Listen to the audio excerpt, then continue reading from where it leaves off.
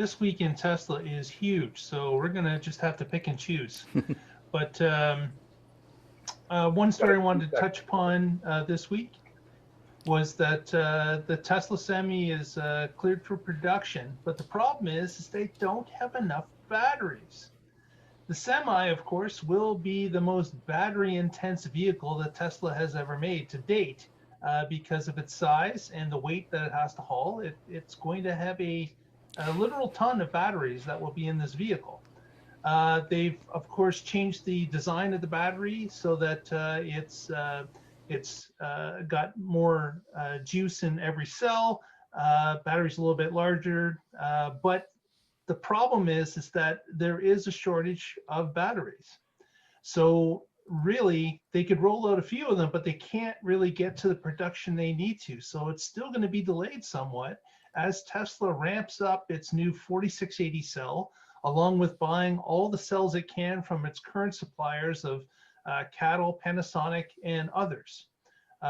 In fact, the recent refresh of the Model S and Model X, everyone assumed they were going to get the new cells, the 4680s, but no, they're not. They're sticking with the 18650s.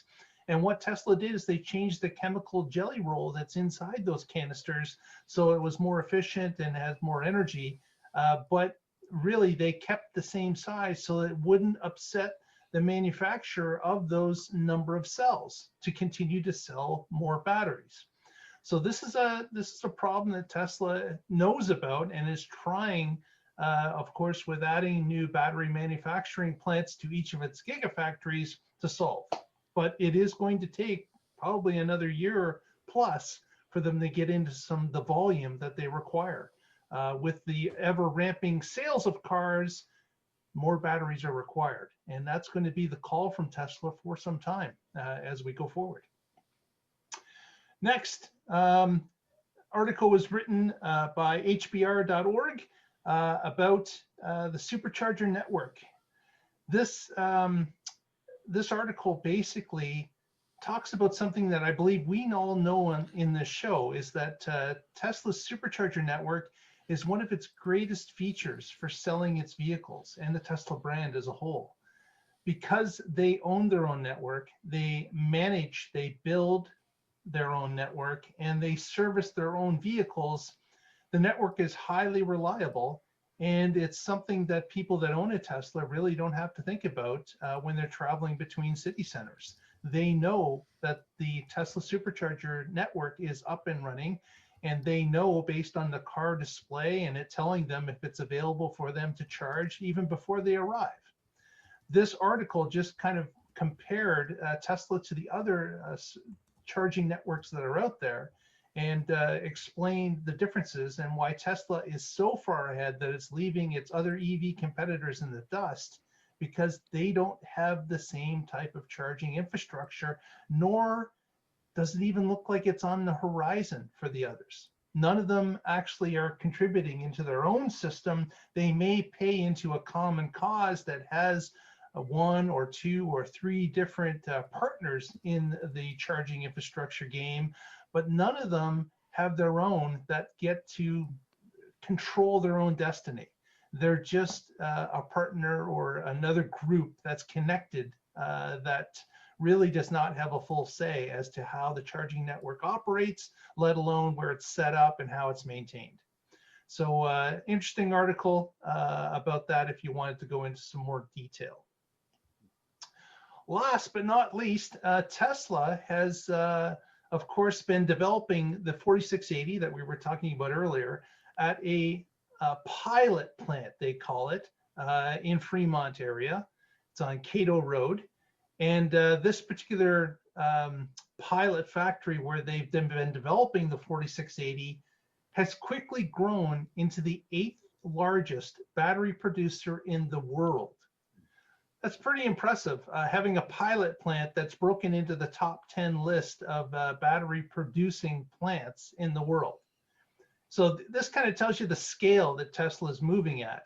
And this, of course, is just a pilot plant. It's a test plant that has grown and grown and grown, and it will now contribute to some of the battery success that Tesla needs. but also this plant was developed so that new lines can be built at its other gigafactories across the world. So it's just kind of interesting. The scale that Tesla is putting into battery production is really, it can't be equaled by anyone, even combined. Based as the 4680 grows and the scale of production continues to ramp up for the sale of their vehicles, it seems that Tesla is going into another category that's going to be just beyond everyone because of the actual size and scale that's going to be happening out of these plants within the next year. So another interesting article about how they're, I guess, preparing themselves to have this type of scale in the future. And that, of course, kind of gives us a eyesight into what they believe their volume on vehicles is going to be based on the number of cells that they have to produce. It's still impressive that between the two out of the top 10 plants being theirs, they still have to buy them from other people, and that's still not enough. They said they'd give us all the batteries, and it's still not enough. They keep repeating that they're not cutting anyone off. They want their current suppliers to up the amount of batteries that they're selling to Tesla. They will buy everything that they can make.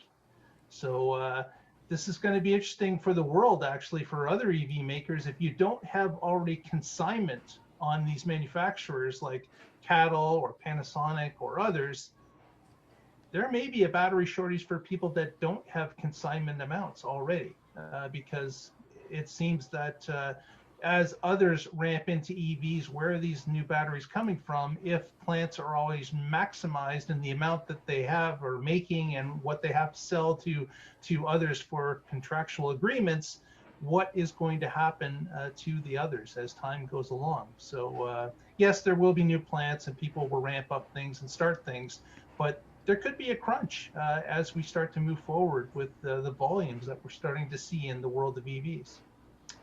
And if you would like to see more information or read about it or see more videos, please join us at the Tesla Life on Twitter or visit us on YouTube, the Tesla Life Show. And you can see our weekly updates that we put there every single week.